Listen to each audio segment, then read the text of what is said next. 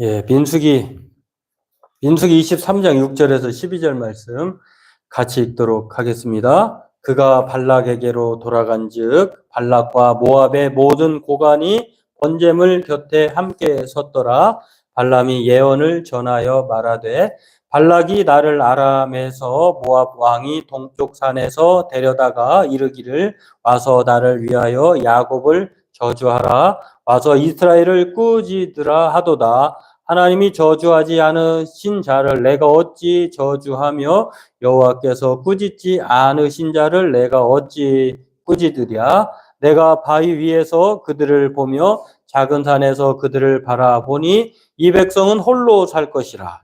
그를 여러 민족 중에 하나로 여기지 않으리로다. 야곱의 티끌을 누가 능히 세며 이스라엘 4분의 1을 누가 능히 셀고 나는 의인의 죽임을 죽기 원하며 나의 종말이 그와 같기를 바라노라 하매 발락이 발람에게 이르되 그대가 어찌 내게 이같이 행하느냐. 나의 원수를 저주하라고 그대를 데려왔거늘 그대가 오히려 축복하였도다. 발람이 대답하여 이르되 여호와께서 내 입에 주신 말씀을 내가 어찌 말하지 아니할 수 있으리까.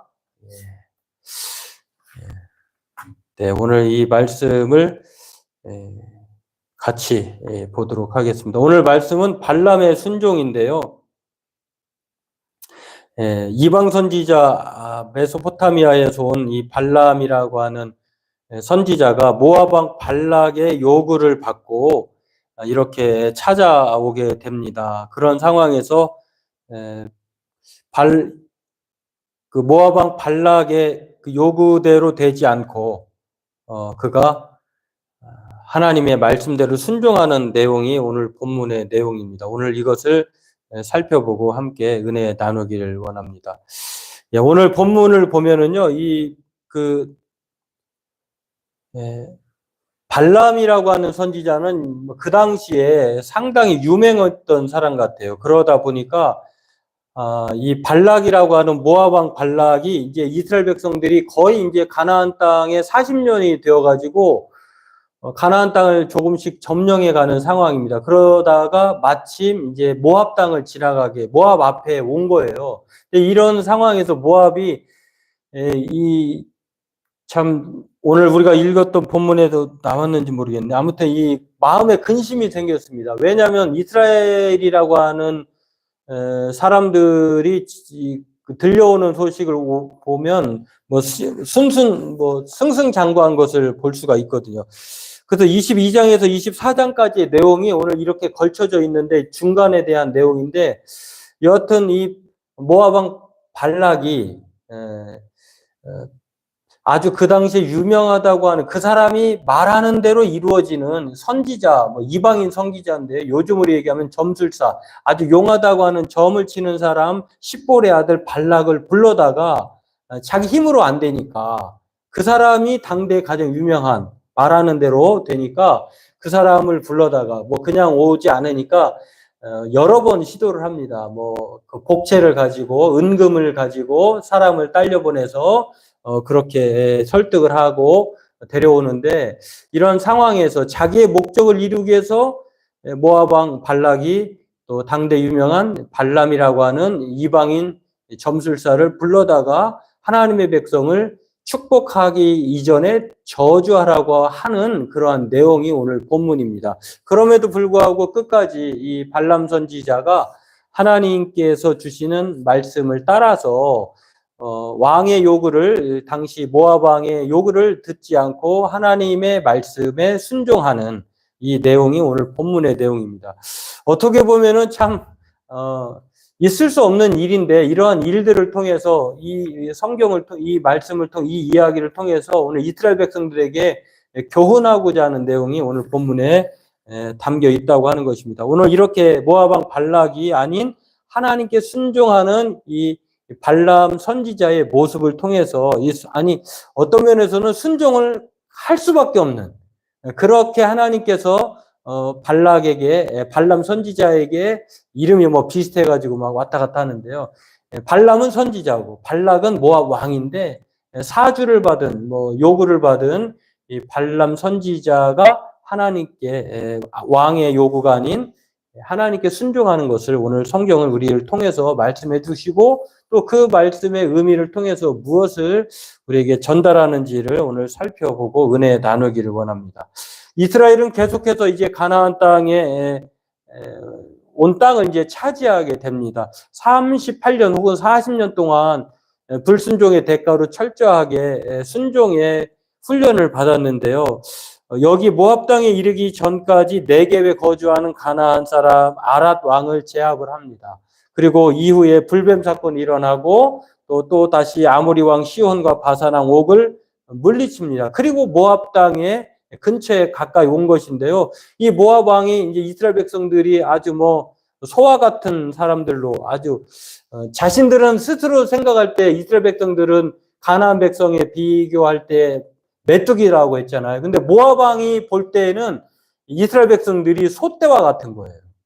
무서운 존재로 생각한 것인데 그가 생각할 때 그들을 맞설 수가 없는 것이에요. 그래서 생각해 보니 이게 사람의 힘을 또 신통한 힘을 빌려야 되겠다 해가지고 메소포타미아 아주 멀리 떨어져 있는 메소포타미아에 있는 점술사 발람을 데려옵니다. 이 발람을 데려다가 그 사람이 당대에 매우 유명했다고 하는 것은 말하는 대로 되었기 때문이에요. 그래서 그렇게 하면은 혹시라도 이스라엘을 저주해서 자기가 승리하고 이스라엘은 참패시킬 수 있지 않을까 하는 생각을 가지고 모셔오기를 시도를 합니다. 물론 이 모셔오는데 참으로 애를 먹죠. 왜냐하면 발람이 오려고 하지 않습니다. 그리고 오려고 하지 않으니까 요즘처럼 신통한 사람들 자기의 뭔가를 알려주고 사기꾼이든 뭐든지 간에 돈이 결부되지 않으면 안 되잖아요.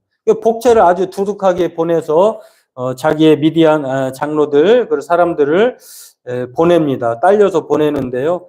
이렇게 보내는 내용들이 민수기 22장 6절에 나오는데요. 우리보다 강하니 청하건대 나를 위하여 이 백성을 저주하라. 그러니까 저주를 사주하기 위해서 그 사람의 입으로 발설되는 것이 그대로 이루어지니까 이렇게 데려다가 말하게 하려고 이 모압의 장로들과 미디안의 장로들을 통해서 복채를 들려서 보냅니다. 그리고 22장 12절에 이러한 요구를 받았을 때, 첫 번째 요구를 받았을 때에 모든 사람들이 그렇잖아요.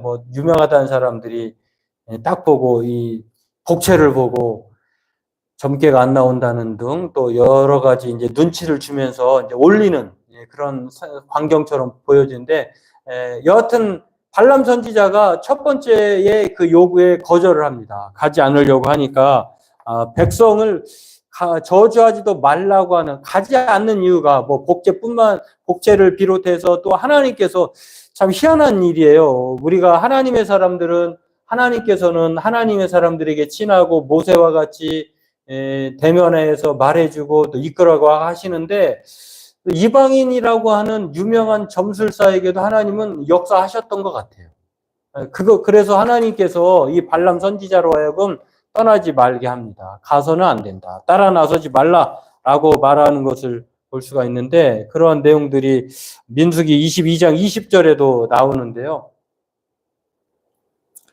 그렇게 말합니다. 밤에 하나님이 발람에게 임하여 이르시되 그 사람들이 너를 부르러 왔거든 일어나 함께 가라. 그러면 내가 너에게 이르는 말만 준행할지니라. 이게 두 번째 내용이에요. 첫 번째는 따라 나서지 말라고 얘기합니다. 우리보다 강하니 이렇게 저주를 받게 하라고 하는 이 모압 왕 발락의 요구에 발람이 하나님께서 발람에게 말을 합니다. 함께 가지도 말고 저주하지도 말라. 하나님은 분명해요. 그런 이 첫 번째 요구에 발락이 허락을 못 받으니까 더 많은 사람과 더 많은 복채를 들려서 보내는 것이 오늘 두 번째 20절에 나와 있는 22장 20절에 나와 있는 두 번째는 하나님이 조건부 승인을 합니다. 그래 그러면 따라 나서되 함께 가라. 그러나 가긴 하지만 내가 너에게 이르는 말만 하라는 거예요. 하나님이 이스라엘 백성들을 저주하게 하실까요? 축복하실까요? 당연히 저주하는 말은 하지 않으시는 것이죠. 그렇기 때문에 하나님은 이 조건부 승인을 통해서 그 유명하다고 하는 점술사 이 발람을 모압 왕 발락에게 보냅니다. 이렇게 해서 떠나 나서는 과정에 하나님은 이 발람 선지자를 못 믿으셨는지 아니면 자신의 의사를 한 번 더 표현하려고 하셨는지 모르지만 성경에 딱 2번 나오는 이야기가 있는데 그것은 어떤 거냐면 짐승이 말하는 사건이에요. 아담과 하와를 꼬셨을 때 나타났던 뱀이 말을 하잖아요. 근데 오늘 여기에서도 나귀가 자기가 타고 다니는 나귀, 발람 선지자의 나귀가 여호와의 사자를 길 가다가 본 거예요. 길 가는 와중에 발람이 발락에게 가는 도중에 여호와 사자가 칼을 빼들고 죽이려고 하니까 나귀가 그것을 보고 밭으로 이렇게 피합니다. 그리고 어느 이제 벽이 있는 곳에 도달해서 비비기 시작한 거예요. 못 가는가? 근데 3번이나 채찍을 때리니 나귀의 주인 이 발람은 자기를 때리고 또 나귀는 가자니 여호와의 사자가 죽이려고 할 것 같고 애따 모르겠다 해가지고 결국에는 하나님께서 이 나귀의 입을 열어서 내가 지금까지 당신에게 순종하지 않은 적이 있느냐? 왜 나를 치느냐라고 하면서 여호와의 사자가 있으니 내가 못 가는 것 아니냐라고 이렇게 나귀가 말을 합니다. 자신이 왜 순종하지 않는지를 설명을 합니다. 그때 때마치 하나님께서 이 발람 선지자의 눈을 열어서 여호와의 사자를 보게 합니다. 그리고 여전히 거기서도 하나님께서 이 약속의 말만 준행하라고 그렇게 말을 합니다. 이런 말들의 과정을 다 통과하고 이제 오늘 우리가 읽은 본문에 발람 선지자와 모압 왕 발락이 대면하는 것입니다. 오늘 그런 내용 속에 이제 이스라엘을 저주하라라고 이 발람이 선지자 발람에게 모압 왕 발락이 요구를 합니다. 그러자 이 발람 선지자는 받은 돈이 있어요. 그리고 기껏 그렇게 여기까지 온 것도 또 무시를 못해요. 그럼에도 불구하고 왕보다는 하나님을 더 두려워하기 때문에 아무리 발락이 자기가 돈 준이 있고 또 정성이 있다 하더라도 발람은 자신이 개인적으로 하고 싶은 말, 발락의 요구대로 할 수 없었다고 하는 것입니다. 그래서 오늘 이 선지자가 23장 8절 오늘 본문을 보니까 그렇게 말을 합니다. 이건 아니네요. 참. 오늘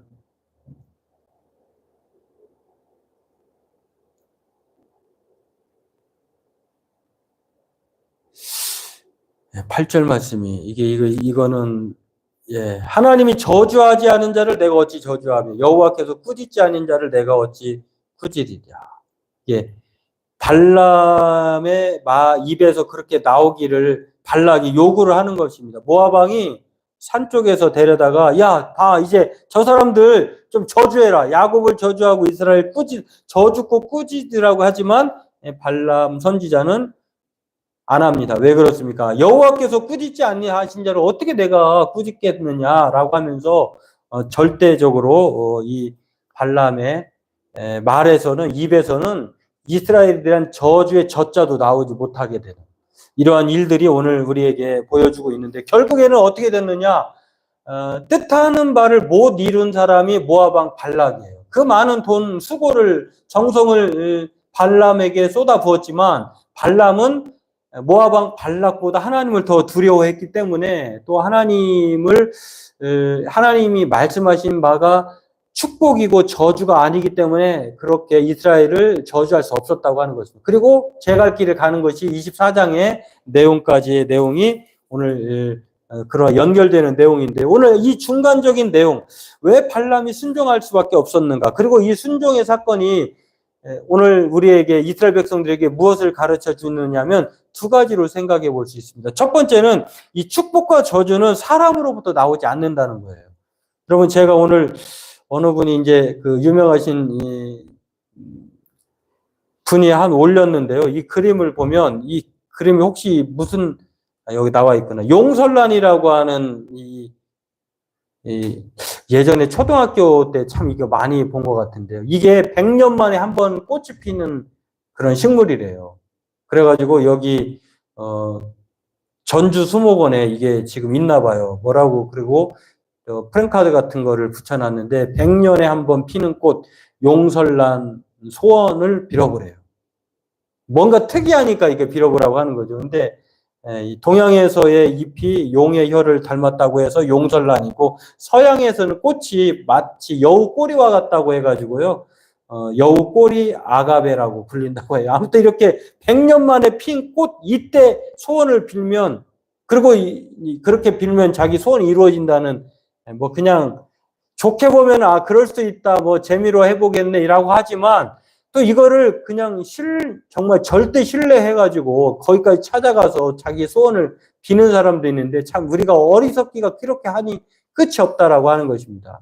그런데 중요한 것은 이 용설란은 꽃이 피면 죽는다 그래요. 딱 한 번 꽃이 피고 100년 만에 피고 끝.